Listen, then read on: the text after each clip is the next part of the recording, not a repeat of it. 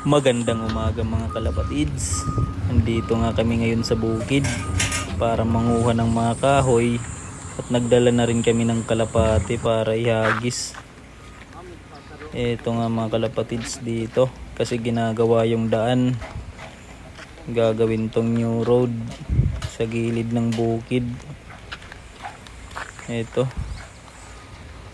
Doon kami maghahagis sa bandang unahan sa may ilalim ng puno para di mainit. Dito nga mga kalapatids. Ito isa lang yung sa akin. Yung kay Mark lilima. 4 yung nasa training box. Isa yung hawak niya. Wala pa kasi akong training box. Kaya isa lang yung dala-dala ko. Tapos pang video yung isang kamay. Papakawalan niya na.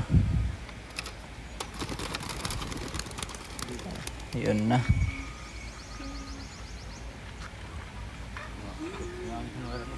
Ito, agis ko na din.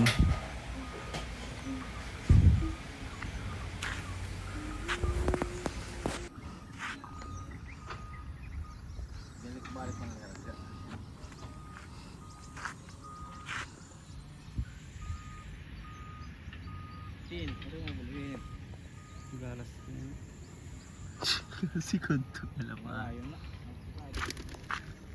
Yun o.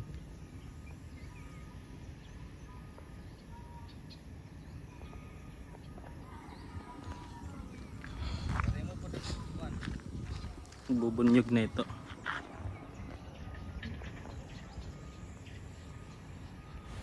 Ito nagsama-sama na nga silang 6.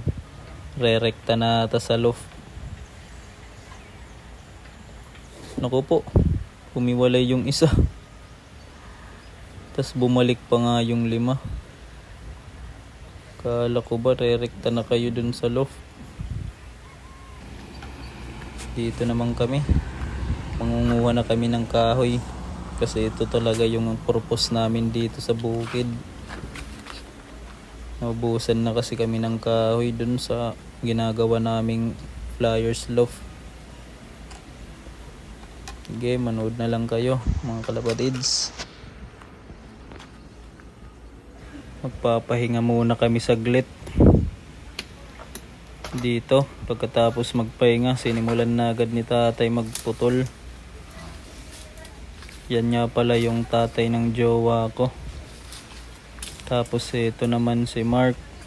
Yan yung jowa ng kapatid ng jowa ko.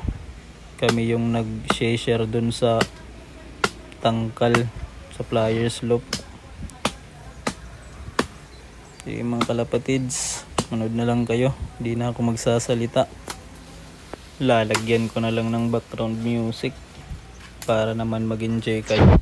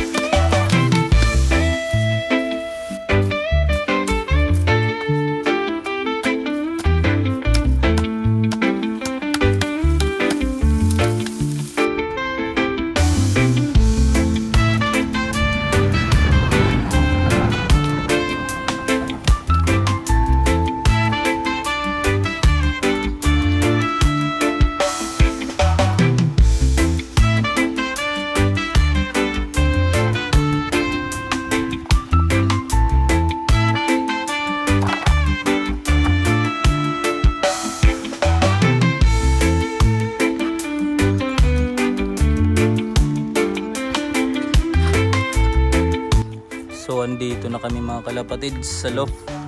Dito na yung mga kahoy. At yung mga pinakawalan na ibon dun sa bukid, andito na rin.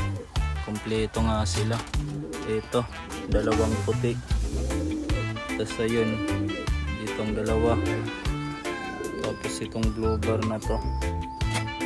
Tapos yung isa dito sa loob naglilimlim. Yun lang mga kalapatids. Bye!